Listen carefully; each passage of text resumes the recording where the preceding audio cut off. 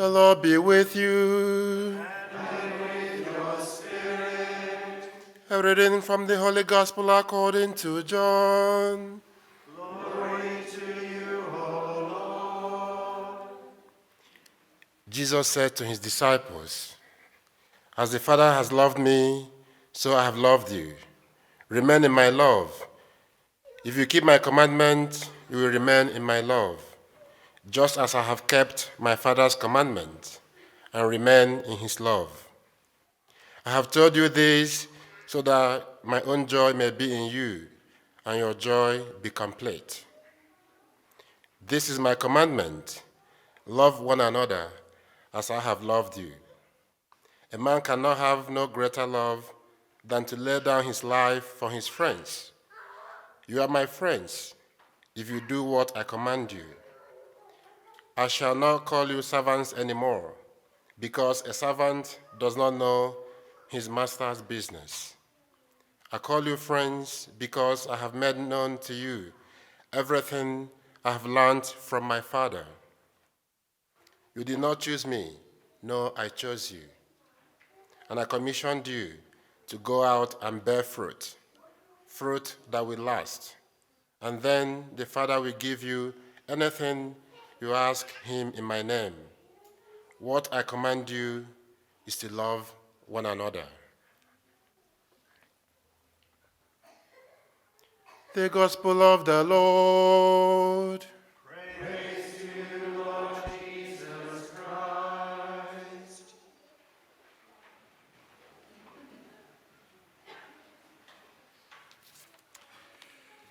I really don't like this gospel very much.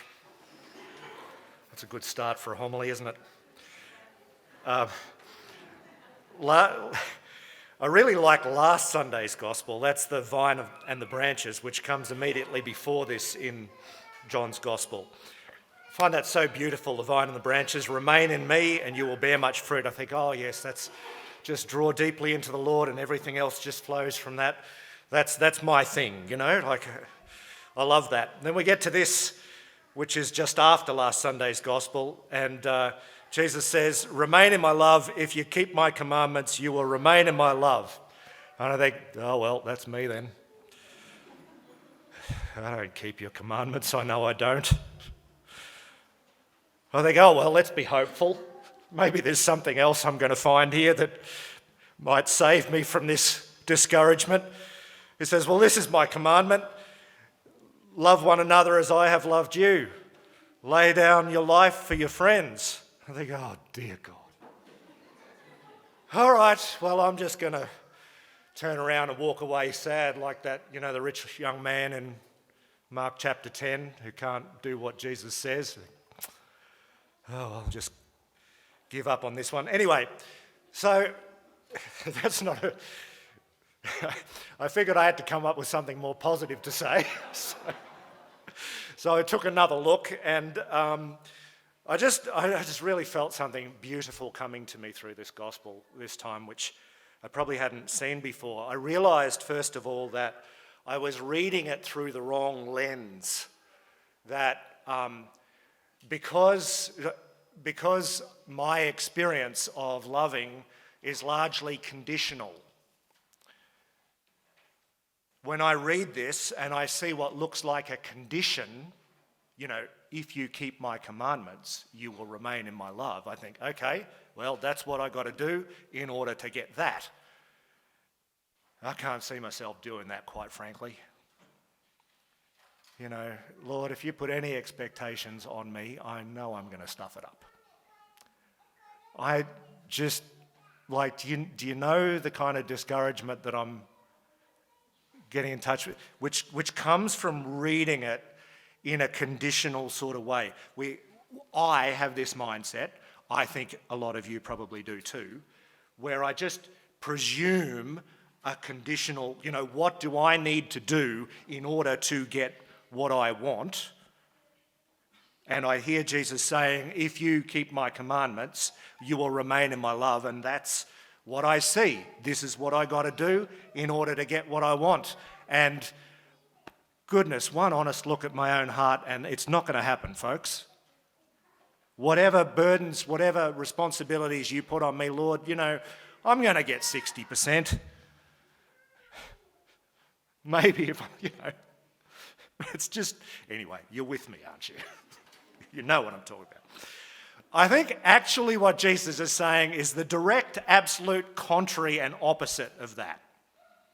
I think actually what he's doing, I had to really wrestle with this and probe it. I felt as I read it that the Lord was saying something to me about unconditional love, about trying to draw us. Well, he says that, remain in my love, live in my love. That's what he's inviting us to. And he says, if you get this, I've spoken this to you so that your joy may be complete. Well, look, there isn't much joy in conditional loving, is there? In being loved conditionally. It's all pressure and stress and tension and guilt and failure. There's not much joy in it. But the Lord is I believe, and as I looked more closely at it, and I think I found what the Lord, I think I found what the Lord was saying here. He's not actually putting a condition on remaining in his love. He's pointing us the way to unconditional love. And if you want to know the way into unconditional love, the signpost that I've got for you is lay down your life for your friends just as I did. Be like me in my laying down my life for you. That's the way into unconditional loving. All right, so what's this about? To help us understand this, let's start with the experience of unconditional loving that most of us have had when we were first born, in our earliest infancy. Now, apologies to you if you had parents who were deeply dysfunctional, who couldn't even love you unconditionally when you were a newborn. That's a terrible burden and a grief to carry, but this message is still for you. The point is not whether you experience this, but it's an image that I think we can all understand. That the infant, the newborn child is loved unconditionally and knows what it is to be loved like that and to be permanently, irrevocably, unconditionally in love because, and the reason is, nothing is expected of the infant, is it? Like, the infant can't fulfill any conditions, right? The infant just is. And the infant didn't choose to be, somebody else chose to put him there or put her there. You know, the infant rests in this experience, remains in the love, because there's no condition that he or she can fulfill. It's completely outside our concept to imagine the newborn infant having to live up to some expectation, isn't it? And I can see all the mothers nodding. Some of you have had the incredible privilege of seeing that unconditional love from the other end, where you know what it is like to love unconditionally like that too. Now look, obviously I've got no clue, but to look upon this person and to feel this outflowing of love that knows no limits, no boundaries, no conditions, no nothing, it's just there. Now that's a sign for us of what Jesus is calling us into, unconditional loving, remaining permanently in the love of the Father. Now, you're going to hear that and you say, well, that's not much good to me. You might say with Nicodemus in John chapter 3, well, am I supposed to go back into my mother's womb and be born again? How am I going to do that? Which is precisely what Nicodemus was saying when Jesus was saying precisely this to him. The opportunity for us to enter into this kind of dynamic is at the other end of our lives, in our dying. This is why Jesus says, if you want to enter into unconditional love, you have to go this way. In the laying down your life. Because, if you will pardon me, a dead person is rather like an infant. Have you ever thought of that before? No. It's kind of clashes a bit, doesn't it? But the dead person fulfills no conditions, right? The dead person, you put any condition on the dead person, that dead person can't do it. The dead person has this helplessness, this powerlessness that is very much like the infant's powerlessness. You wouldn't think it, but gosh, people, this is the gospel. You want to be born again. What is being born again? It's dying and rising. It's two images for the same thing. It's two different ways of looking at the same mystery. Jesus on the cross fulfills no conditions. He enters into that final helplessness, which is a repositing, a representation of the original helplessness and littleness that we had in our infancy, so that we might have the opportunity to enter back into this kind of unconditional experience of loving. Brothers and sisters, it's only in that experience of powerlessness, which we have at both ends of our lives, that we can be in this abiding relationship where no burden is placed on us, no responsibility is placed on us, no condition is placed on us, nothing is expected of us. The love that is given to the infant, just as the Father's love given to the dying man on the cross, is totally gratuitous. It has no precondition. There's no condition being fulfilled. Now you might say to me, well, that's still no good to me because I can't do that. Is that what you're thinking? To the contrary, you can. And you will. And you do. And you won't be able to avoid it. All you really old people out there, you know what I'm talking about? It's not far off, is it? All you young people out there, seems a million miles off, but it's not. Brothers and sisters, this is the good news. It's going to sound like bad news, but it's such good news that we know we can't lay down our lives like that because we struggle and we fight and we resist it with every fibre of our beings. But the good news is death is going to win. Got it? You are not going to win this fight. You're going to lose. And that's great news because if it depended on me winning some kind of victory, that's a condition I can't fulfill. I can't do that. I'm telling you this because I have struggled and struggled and struggled to overcome death in my life, and I lost. And we're not just talking about the end of life. What we're talking about is a million little experiences of dying that happen in everybody's life, all day, every day.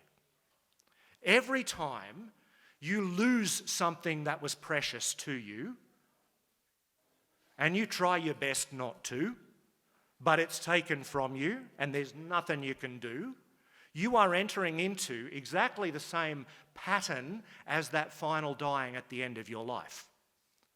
God took my hair away.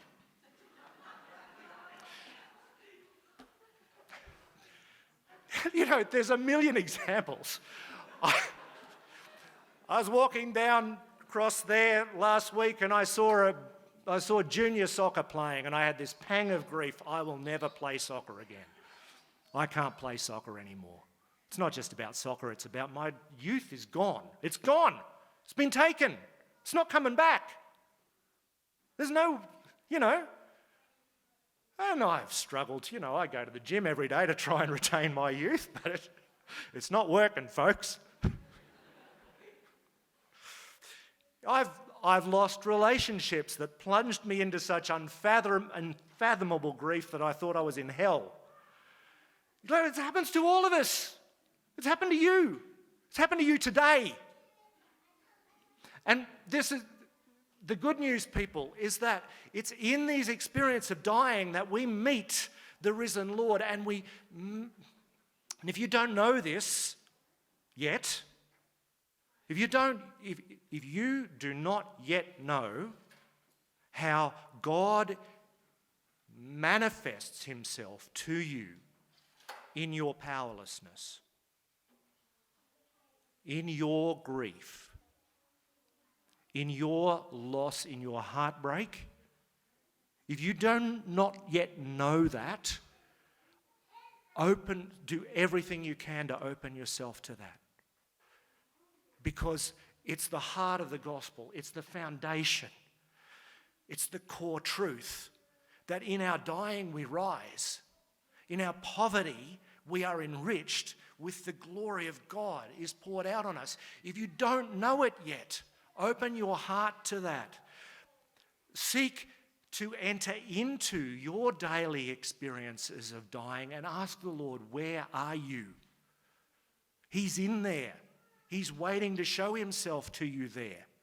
He's waiting to reveal to you this fundamental dynamic of the Christian relationship with God, which is the poverty of the Son meeting the glory of the Father.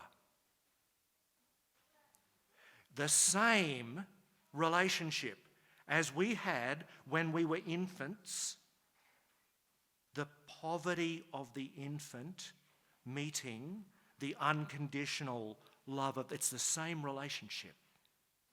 And the same relationship which, please God, we will find in our final dying when the complete poverty of our humanity is revealed and the glory of heaven will be revealed to us.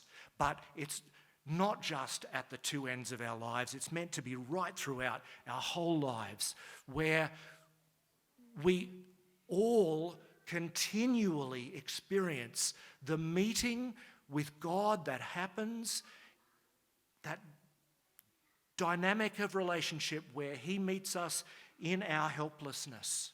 And there's the foundation of remaining in his love, when we know that he meets us when we are utterly powerless and can do nothing. When we begin to see that, we can start to see that everywhere in our lives. We become hungry for these experiences of littleness and lowliness and poverty and weakness and even loss and sadness. We become hungry for these experiences because we know that this is the condition of the human person, and this is the image of the Son of God, and this is the place where we remain permanently in the love of God, because there can't be a condition because we can't do anything. The conditions dissolve just as it does for the infant and just as it does for the dead person. And that allows us to enter into this unconditional, truly unconditional relationship with God.